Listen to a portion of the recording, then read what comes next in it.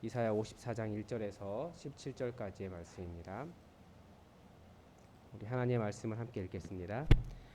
잉태하지 못하며 출산하지 못한 너는 노래할지어다. 산고를 겪은 너는 외쳐 노래할지어다. 이는 홀로 된 여인의 자식이 남편 있는 자의 자식보다 많음이라.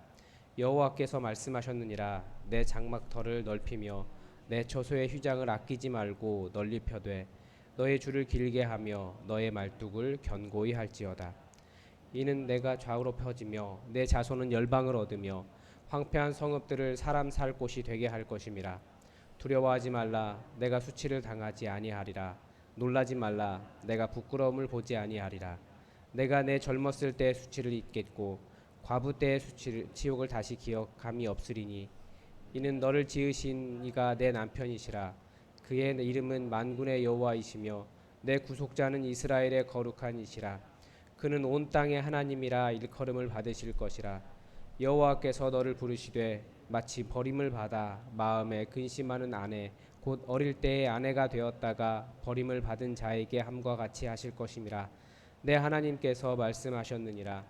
내가 잠시 너를 버렸으나 큰 긍휼로 너를 모을 것이요 내가 넘치는 진노로 내 얼굴을 내게서 잠시 가렸으나 영원한 자비로 너를 긍휼히 여기리라. 내 구속자 여호와께서 말씀하셨느니라. 이는 내게 노아의 홍수와 같도다.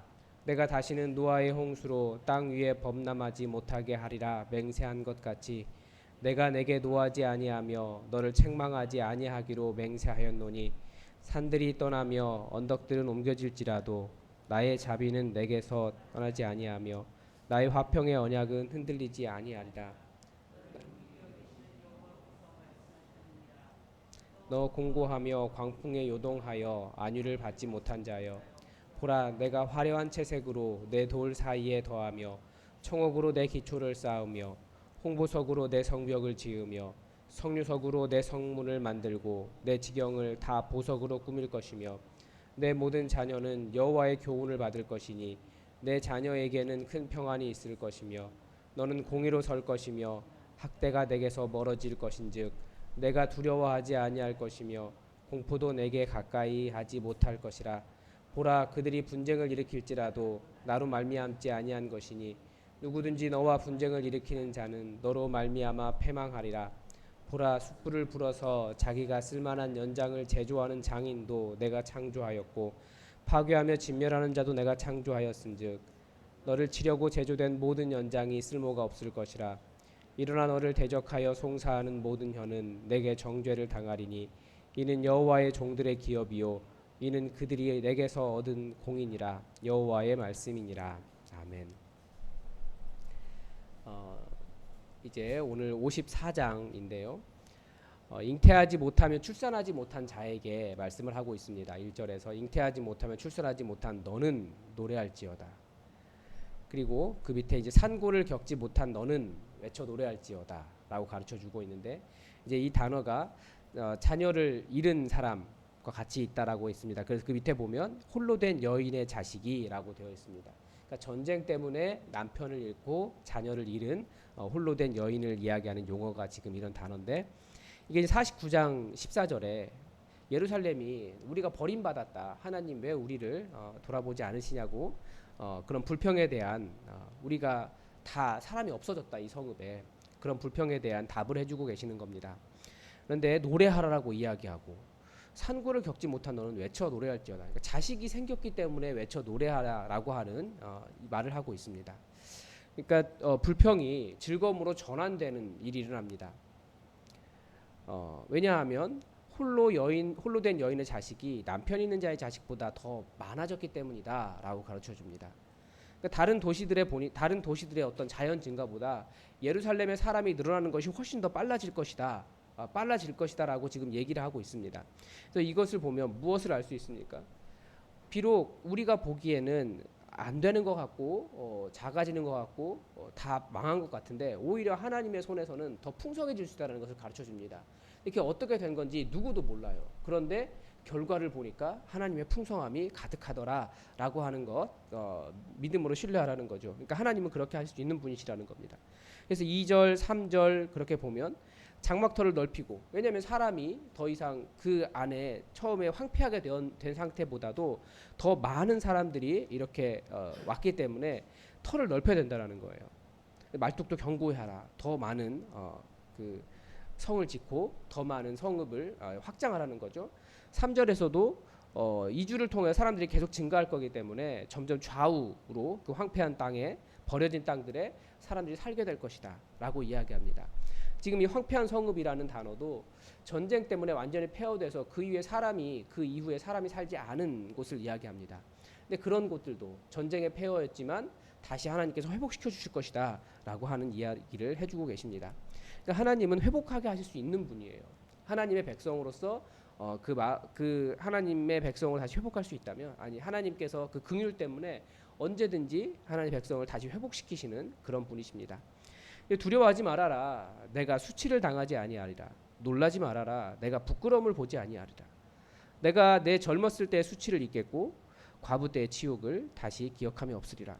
그러니까 이스라엘의 역사 경험은 이런 거죠. 수치와 부끄러움과 전쟁에서 패함과 과부 때의 치욕과 뭐 이런 것들입니다. 그런데 그런 것이 모두 없겠다라고 하나님께서 약속해 주십니다. 그 이유가 무엇입니까? 이스라엘 백성이 뭔가 잘해서가 아니에요. 5절에서 이야기하는 것은 너를 지으신 이가 내 남편이시라. 이것밖에 없습니다. 여호와 하나님, 그 이름이 만군의 여호와신데 내 구속자가, 그러니까 너를 구속하셔서 예루살렘의 보호자가 되시는 분이 바로 이스라엘의 거룩한 이시니 바로 여호와 하나님, 온 땅의 하나님, 그분이시기 때문에 그분이 언약을 기억하시고 긍휼 때문에, 사랑 때문에 다시 하나님의 백성을 회복시키시겠다, 그렇게 말씀하십니다. 그래서 우리가 계속해서 이 본문 5절 전체에서는 이스라엘과 하나님의 관계에 대한 말들을 볼 수 있습니다. 너 남편이다, 너를 지은 하나님 여호와다, 만군의 여호와다, 너의 구속자다, 그렇게 관계에 대한 말들로 가득 차 있는데 하나님께서 그래서 그들을 버리지 않으실 것이다 라고, 그들을 회복시키실 것이다 라고 약속해 주십니다. 6절에서는 이제는 오히려 버림과 진노는 지나간 일이 되고 그것이 오히려 하나님의 회복을 보게 될 것이다 라고 이야기하고 있고요. 7절에서 내가 잠시 너를 버렸다. 그러나 그리고 8절에서는 내가 넘치는 진노로 내 얼굴을 내게서 잠시 가렸다.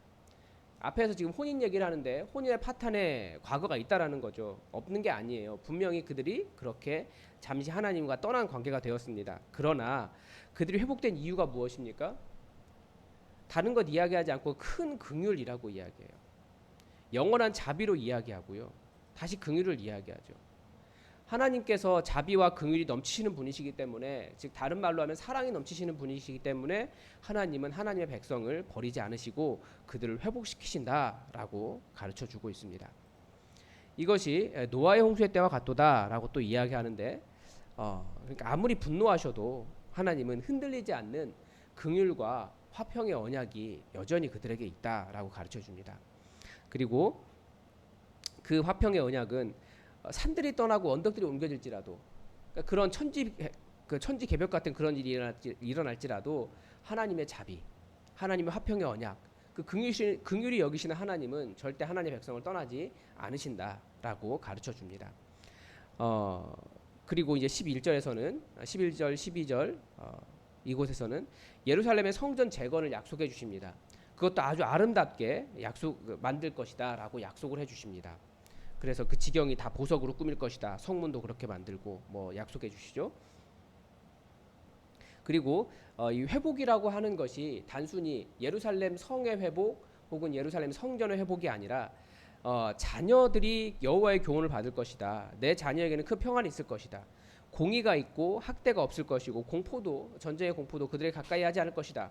이것을 통해서 뭘 알 수 있습니까? 진정한 회복이라고 하는 것은 건물의 회복뿐만 아니에요. 자녀들이, 즉 사람이 하나님을 알게 되고 하나님을 만나고 하나님의 말씀으로 새로워지는 그런 때가 진정한 회복이다라는 거죠. 하나님께서 그렇게 하시겠다라는 겁니다. 그래서 우리가 회복을 이야기할 때 단순히 건물만 짓는 것, 그것을 넘어서 그 안에 무엇을 채우고 그 안에 있는 사람이 어떻게 변하느냐, 이것도 매우 중요한 문제입니다. 그리고 또 이스라엘과 싸우려고 하는 자들이 있겠죠, 여전히.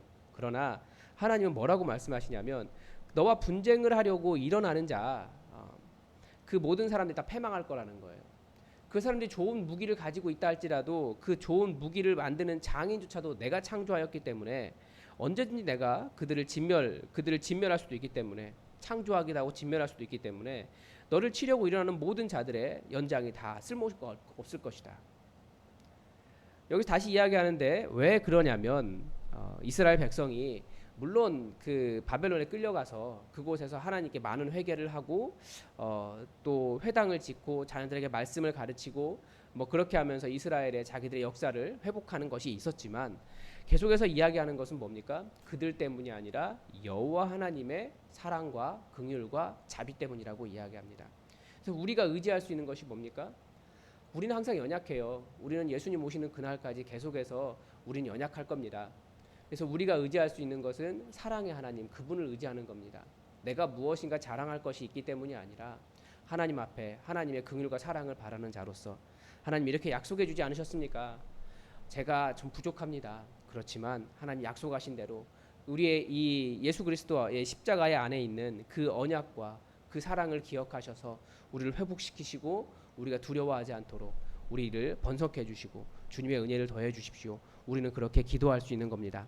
우리 하나님 살아계시기 때문에 그렇습니다. 그리고 또 하나, 그렇게 그것을 통해서 여호와 하나님께서 내가 하나님이다, 우리를 통해서 세상에 드러나셔야 되기 때문입니다. 그래서 하나님, 제 삶을 통해서 하나님의 영광이 드러날 수 있도록 저를 사용해 주십시오. 하나님의 영광의 도구로 사용해 주십시오. 그렇게 기도하시기 바랍니다. 다 함께 또 하나님께서 여러분에게 하신 말씀 있을 거예요. 여러분 그 말씀 붙잡고, 성령님께서 하시는 말씀 붙잡고 함께 기도하시기 바랍니다. 다 함께 기도하겠습니다.